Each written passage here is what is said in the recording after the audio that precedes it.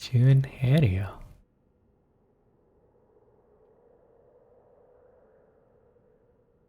Sorry for keeping you out so late, Mio. I couldn't take my mind off the curse bear who was never found.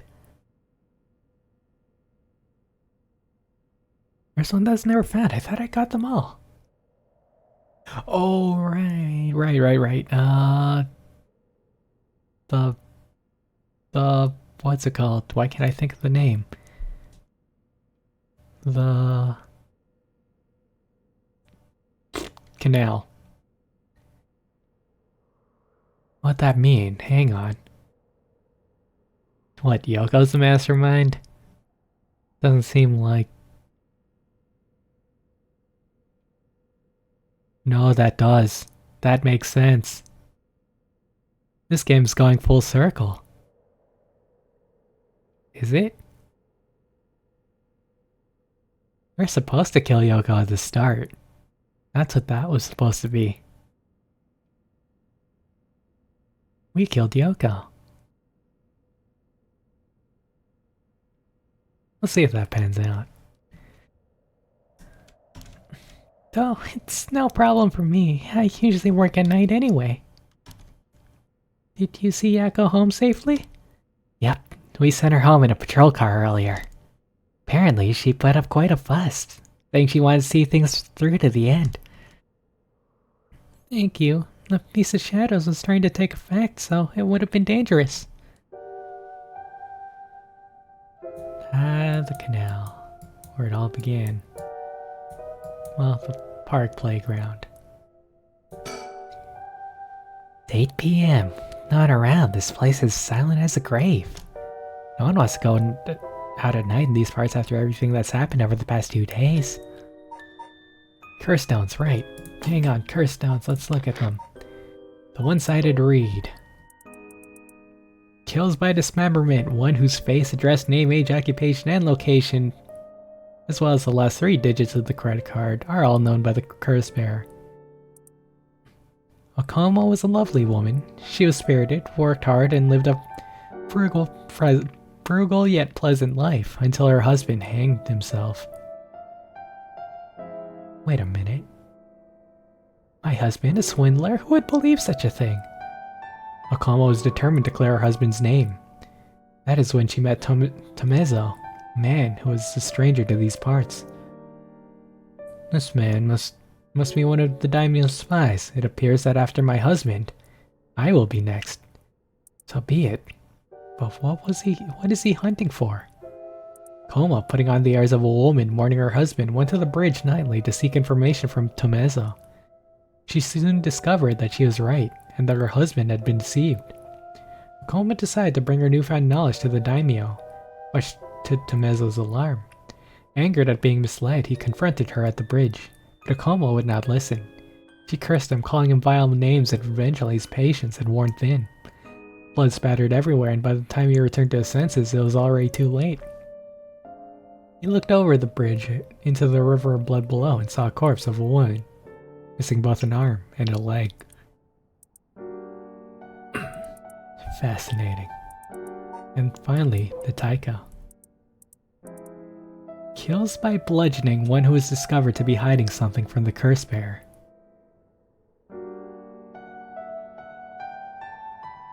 So it was bludgeoning. So how did Hajime die from a heart attack?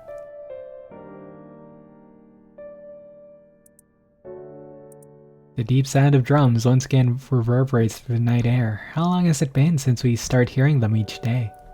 Could it be coming from the daimyo's residence? When I heard they have a drum in the fire watchtower, sound of wooden clackers. But I don't see a fire. Why are they sounding the drum? One morning, a body was found. Isn't that old man Kanzo, the ukiyo-e painter? He lived nearby, but had been down and out for years despite his best efforts to sell his works. Every now and then his granddaughter would visit and he would teach her to paint. It was the old man's only pleasure. One day his granddaughter told him about her dreams. Curses, souls, resurrection. Hearing her tale, the old man was gripped by a sudden zeal and began to paint with great fervor. His work quickly became famous, enchanting all those who viewed the strange imagery. He Even the daimyo had taken notice. What could possibly have happened? The people whispered amongst each other. It looks almost as if he was beaten, like a drum. Makes sense. I haven't quite tied how the 7 truths, well, the 9 truths tie with each other. There's a connection there, because one-sided read sounds like it's talking about the Evergreen Beach. Evergreen Beach, for reference's sake, is the man who's hung for telling false truths. Or something like that. Anything change anywhere? No. Who's the storyteller? Sorry. No phone booth? So much has happened this evening, but it's still not over. We haven't found the curse bear or the Whispering Canal. We still have to put a stop to these curses. Oh? What's wrong? Next is Detective Ario? Next is Detective Ario? What? I can't get my mind off the remaining curse stone, the Whispering Canal, and who the mastermind is. But we have to deal with that thing before I could worry about any of that. How's it going with the 2 talismans? Have you figured out the location of the Record of Fate's Yin Scroll? I have, more or less. When I combined the contents of the 2 talismans, they formed a seal which could be undone. The things inside the talismans look like scraps of wood that are actually a tiny scroll kept folded up by the seal. Who would have thought the talismans actually contained the scroll itself? So that's the Yin Scroll then. What does it say? Well, there's one more seal we have to undo to open the scroll. It's giving me some trouble, so I was actually hoping you could help me out. Okay, unlocking the seal. Got it, sure thing. I don't know what I'll be able to do, but let me at it. Wow, I didn't expect you to be so eager to help. It's oddly reassuring. Okay, let's see. There are 5 seals holding the scroll shut. I think we have to remove them in the correct order. Each seal has a different design. A carp, a light, a beech leaf, a taiko drum, and a reed. Remove the 5 seals in the right order. Okay. If we get it wrong, is it going to, go boom? Oh, no, we just have to try again. I tested it once already. Oh, you already tried it yourself? So brave. I think it's devised so the seal could only be undone if the curses of the right have already been unleashed. And if there's a hint of opening it hidden in something related to the curses. Just let me know when you're ready. Okay, hang on. Wow, it's puzzle time. Didn't think puzzle time would happen, but lo and behold, here we are. Okay, first you get your pen out. I'm gonna do it once just to actually no, I could look at it. A carp. A carp. Carp. Light. Light. Lantern? Beech leaf. That's easy enough. A drum. And a reed. So what we know from here. Reed goes after beech. That I parsed. But the rest I need to catch up on. First up, the carp. The carp. Jinkichi. Wait. The father disappeared, the mother went to look for him and never came back. Those 2 came to express themselves, eventually sounded fear. Mother, father, where'd you go? Carp's right after reed. The beech is the father, the reed is the mother, the carp is the daughter. Now the question is, where does... Oh, this is cool, I love this. Next is the light. Light? No. Up. The light would probably be... the light. With regret, hunched over, memories of the young couple and the daughter. But he lost everything. Okay. But this is after. It's my turn to be... So the beckoning light was the person himself. So the light is either fourth or last. I'm writing this down on a whiteboard. Whiteboard's quite handy, but the drum. The drum is the odd one out, it feels. What's this about? Sound of drums once more reverberates in the night air. I could have heard a drum in the fire watchtower instead of wooden clackers. But I don't see a fire. Why are they sounding the drum? What are you about? One day his granddaughter told him about her dreams.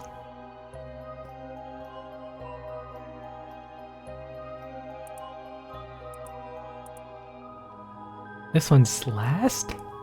Either this is last or second last, it feels. Okay. I'll put Tycho last because that's my thought. His granddaughter told him about her dreams, cursed his soul's resurrection. This could also be first.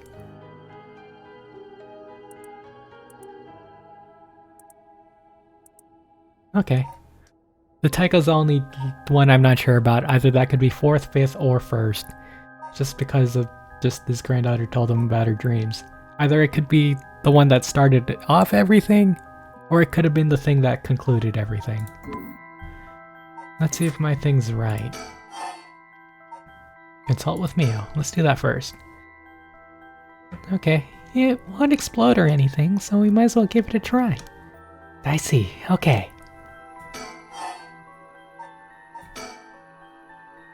Okay, let's do this.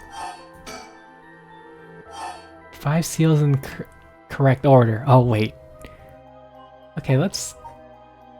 Beach. Reed. Carp. Light. Drum. No, come on. I don't think that was right. Nope, no good. It's just that Tycho that I can't parse. Let's try Tycho first. Tycho, beach, reed, carp, light. Aha! Wow, you got it right. It's open. I see. I wasn't sure if the Tycho would have led to these events now, or if it led to the tragedy years ago. Getting in just 2 tries, it's great. Nice job. It's easier than I thought. I just looked over which event followed which. Now we could finally read what's written inside. Let's see. Files updated. I think this is important to read. Said that Seiman Chimukata, author of the Record of Fates, wrote the Yin Scroll because he feared that the descendants of those involved in the Honjo incident might become cursed and used in the collection of soul dregs for the rite of resurrection. The existence of the Yin Scroll was indicated in a postscript added to the Record of Fates, but its whereabouts are currently unknown. Oh wait, we might have read that. The text has been preserved in the form of 2 talismans held by Hajime Yoshimi and Michio Shiraishi. It contains a full account of the Honjo incident, and the following is written in Seiman's hand. I bequeath the scroll to future generations to be used in the event that calamity should arise from this grievous incident. Those who seek to forestall disaster must gather these 3 items in one place to cast my rite of cleansing, expel all rituals and curse in full. My soul, that is my curse echo. My body, that is a living continuation of my bloodline. My spirit, that is my own consciousness. Me.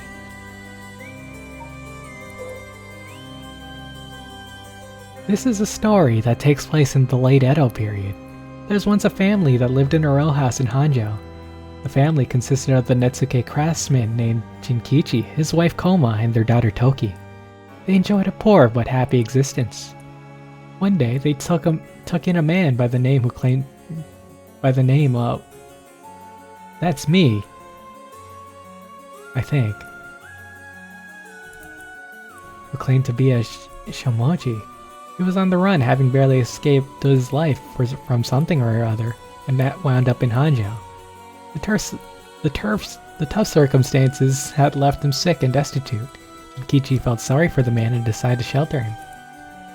The stranger was deeply grateful for the kindness and care of Jinkichi's family, as without it he would have surely died, and told them thusly on the day of his departure, "I want to give you my thanks, but unfortunately I have nothing of value." He paused and asked, "Is there someone you want to bring back to life?" Turns out that the man's true name was Tsuchimikado Seiman, a descendant of a renowned onmyoji, and he had been researching the fabled rite of resurrection. For his crime in unearthing this forbidden rite, he was chased out by his family, but he wrote down everything about the spell in a book he named the Record of Fates while on the run. Whoever sought to perform the rite would need to kill people and gather their soul dregs. Seiman had only researched the rite out of the spirit of inquiry, but thought himself willing to use the rite if it was for the sake of Jinkichi's family. However, Jinkichi shook his head. "Sacrificing someone is unthinkable. We didn't help you because we want something in return, so you owe us nothing," he said, declining the unbelievable offer. Seiman bowed his head in gratitude countless times at those words and left their house. In the same area, there lived an ukiyo-e artist known as Old Man Kanzo. His art didn't sell much, but he often looked after Toki while Jinkichi and Koma were out working. Oh, okay, that was the kid. Hang on, hold up. Hang on. Let me just take off. Who was it? Who the granddaughter? Okay, sure, that aligns up, I guess. Oh, hang on, we weren't done reading that. Oh no! Oh wait, where was it? Oh no. Spirit board? Nope. Honjo incident. Keep going.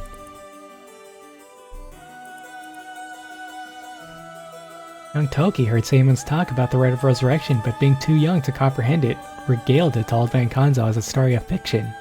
Old Man Kanzo, inspired by the story and filled with a new vigor, put his heart and soul into his next painting.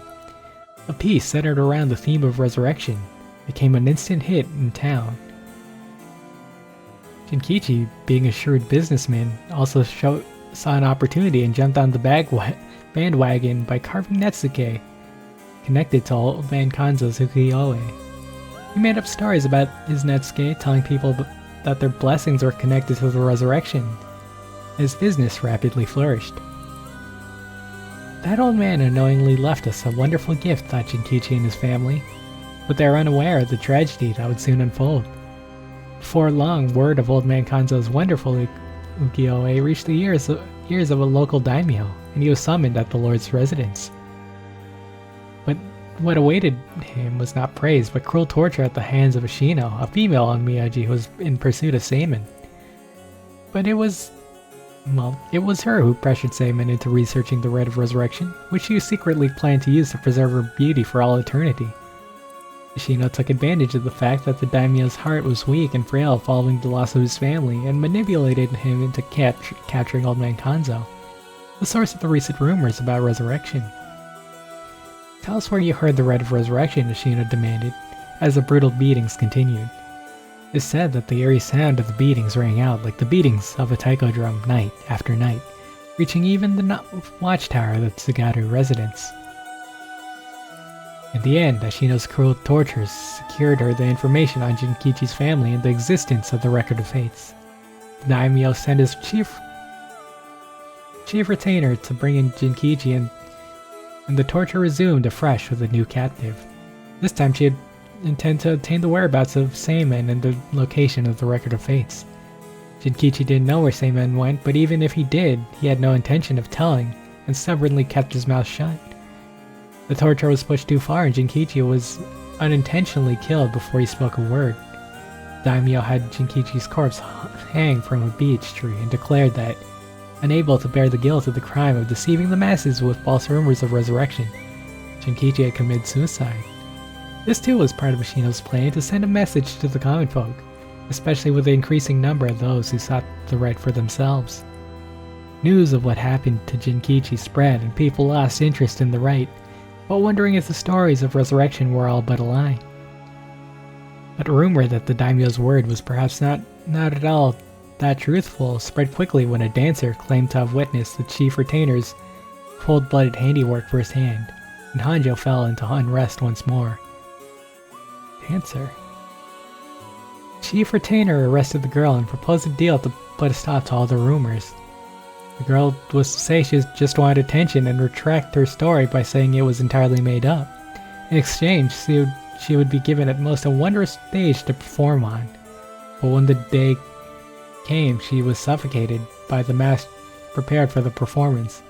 Unbeknownst to her, the mask had been covered in glue as part of a plan to kill and silence her.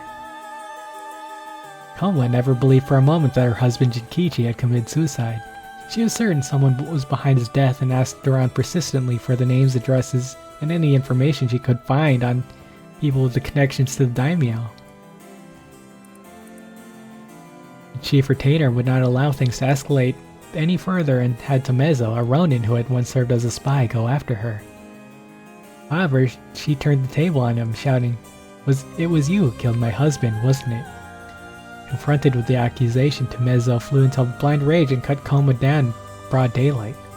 Ordered to take responsibility by his failure by committing seppuku, he exposed the daimyo's plot as he disemboweled himself out of the lantern of the soba cart, used to give coded signals. Oh. Both her parents had gone through means unbeknownst to her. With both her parents gone through means unbeknownst to her, Toki found herself to be all alone.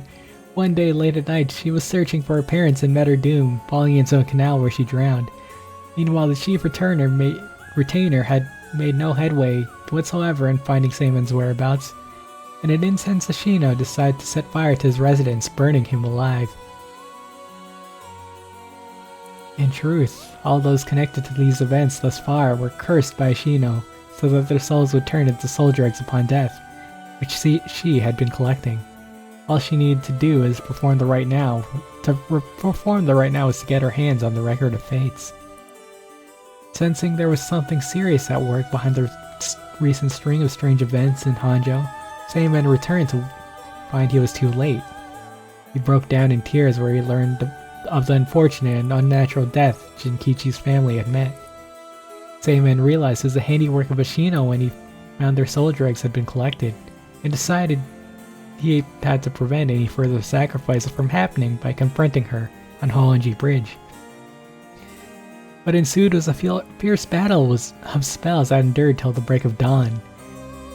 Though those who did not know any better only saw what they believed to be eerie flashes and supernatural orbs of light. At the end of the long battle, Ashino defeated Seimon and obtained the record of fates, but he had placed a curse upon her foot. Ashino dragged her foot, corrupted and horribly inflamed, and sought refuge at the nearby residence of her retainer and angrily demanded that they watch her foot. Ashino died then and there, filled with agony and her foot cursed and rotten.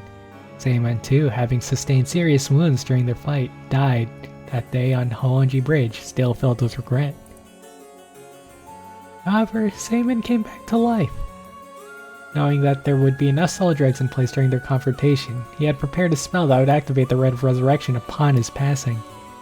Feeling that his curiosity was responsible for the terrible tragedy that had unfolded, he was left with a keen understanding of why the Rite of Resurrection was forbidden, and became determined to seal it away.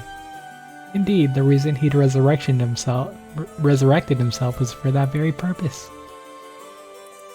However, he did not know what became of the Record of Fates.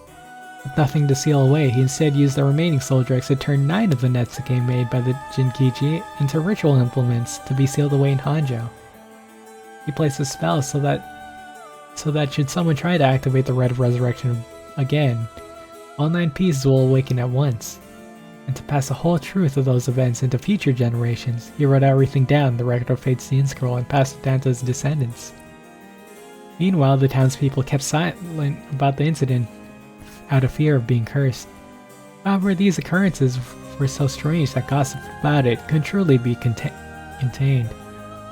Over time, the details became more and more vague as the stories grew into legends, and that is how they came to be called the 7 Mysteries of Honjo. Wonderful.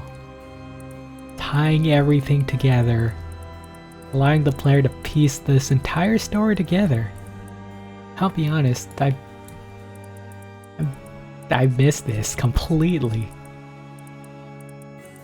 I mean, it wasn't after they brought up about the husband wife I kind of saw the thread, but even when they told me there was a thread, it was hard to piece together.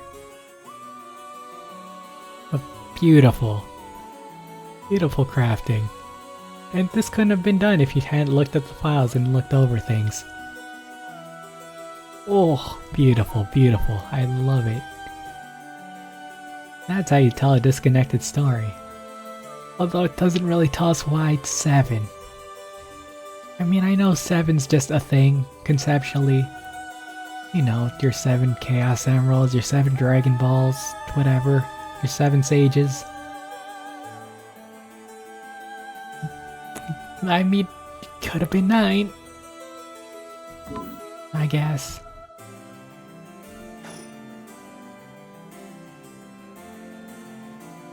I see. What does it say? First is a detailed account of the tragedy surrounding the Rite of Resurrection that occurred in Honjo back in the Edo period. That whole story is what we call the Honjo incident is laid out clearly. That incident was the origin of the 7 Mysteries of Honjo and their curses, right? Yes, the resentment of the victims of the incident turned into curses, which are the curse echoes. The contents are organized like an answer sheet, so it doesn't give us the information we need. Ah, is there anything else? Yes, here's what we've been looking for. I bequeath this scroll to future generations to be used in the event that calamity should arise from this grievous incident, it says. Wow, you foresaw all this happening? And it continues. Those who seek to forestall disaster must gather these 3 items in one place to cast my rite of cleansing and expel all rituals and curses in full. My soul, that is, my curse echo. My body, that is, a living continuation of my bloodline. My mind, that is, my own consciousness. Wow, so if we gather all 3 things in one place, Seimon's rite of cleansing will activate and completely negate the curse of the Rite of Resurrection. Oh, that's it. That's exactly what we need. The 3 things are Seimon's soul, body, and mind. It says the soul is Seimon's curse echo. It's curse echo, so Seimon himself is a part of the 7 mystery. Yes, the beckoning light. Now that you mention it, Mr. Araishi said something along those lines before. There's another hint written here. My curse echo holds my curse. My curse brings ruin to curse bearers. What kind of hint is that? What kind of hint is that? Maybe it'll make more sense as we keep looking. But will the curse echo still appear if the curse bearer is already gone? That's what I want to know. Next, the body is a descendant of Seimon's, it seems. Wasn't Yoshimi a relative of Seimon? He and Michio Shiraishi, who had the other talisman. Both of them had already passed by the time this iteration of the curses was unleashed. That's true. What are we gonna do? This bloodline was also split up. There have to be others. Oh, there's another note here too. Where? Is it another hint? As for the body, seek not only the one who bears my blood, but one with strong spirit sense. Okay, so that's where we're going? My mind just flashes to Yoko. Who could Yoko be? Is she the mastermind? Is she the descendant? Is she both? She's the only one with strong spirit sense we know. Such an individual will be able, if a spirit attempts to possess them, to instead take control of that spirit themselves.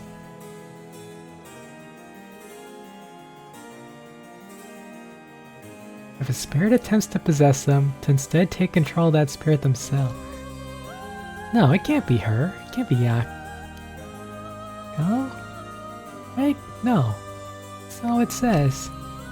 Do we know of anyone like that? I can't think of anyone. Let's move on for now. Next is the mind. What's the difference between the mind and the soul? In paranormal theory, it's said that humans are made up of soul, body, and mind. Mind is essentially thought to be part of the spirit that makes up one consciousness, or oneself. It's like driving. The body is the car, the soul is the control system, and the mind is the driver. I see. I think that makes sense. So is there a hint for finding this one too? Well, let's see. There is. Should the rite of resurrection be activated elsewhere, so too shall my mind be awakened there. Damon tried to seal away the rite of resurrection, but before he can, Ashino stole the record of fates. So as a countermeasure to the rite being activated, he made it so that his mind would be released from the seal. Okay, but what does that actually mean? What it means is, Damon's mind awoke the night the rite was activated. It must be possessing someone out there right now. So is the rite activated? What? So we had to get that person together with everything else.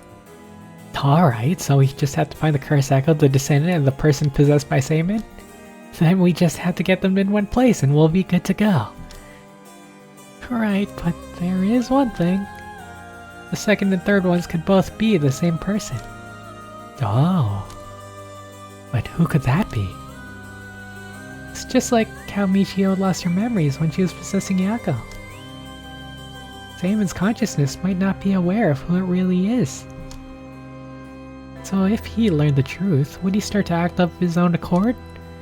Oh, then that person could already be... Oh, hold on a second, someone's coming this way. Huh?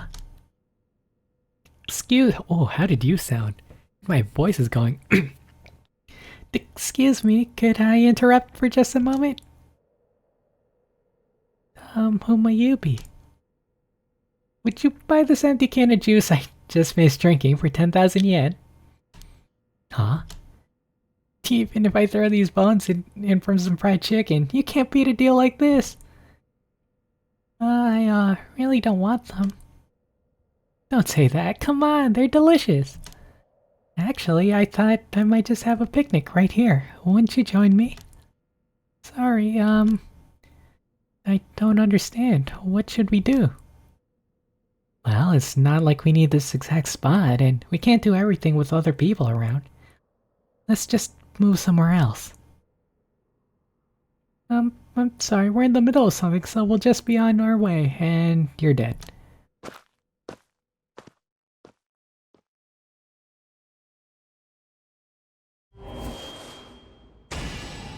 What?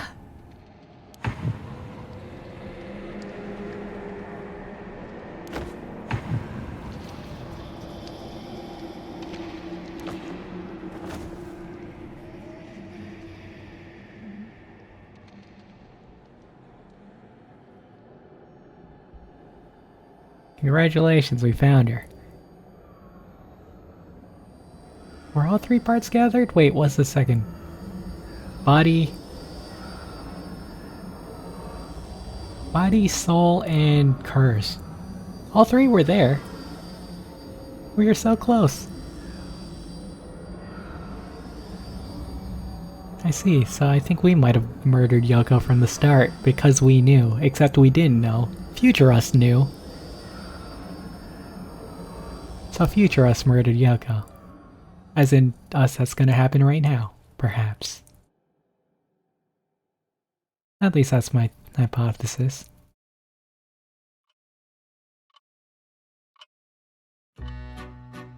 Oh, it's been a while. You have my heartfelt thanks in all your hard work thus far. This This brings the story of the 7 mysteries of Honjo to a close. Who could have foreseen such a conclusion? Unfortunately, it seems that the so-called mastermind was one step ahead of you.